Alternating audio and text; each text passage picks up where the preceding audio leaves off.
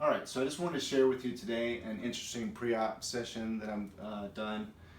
What we have is a patient that has no rotator cuff. She has severe arthritis of her shoulder and severe deformity. So what we normally like to do is do a reverse shoulder arthroplasty, and this is an implant that's used for patients that don't have a rotator cuff.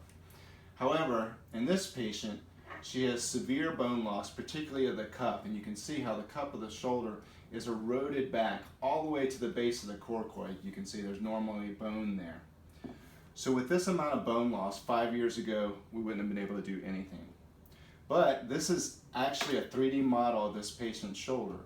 So using 3D technology, we got a CAT scan of the patient, printed out a 3D model of her shoulder blade, and what we've done is created a custom implant that can be placed on her bone to conform with her deformity. And so now we're able to reconstruct a shoulder that otherwise we wouldn't have been able to.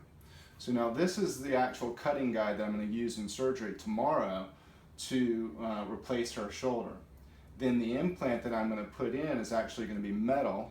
That's going to be a bone ingrowth type metal that whenever we put it on there, shaped exactly like this, when we put it on the bone and screw it in, her bone will actually grow into it and give her basically a new portion of her scapula. And then I can go on to do my regular procedure, which is the reverse shoulder arthroplasty.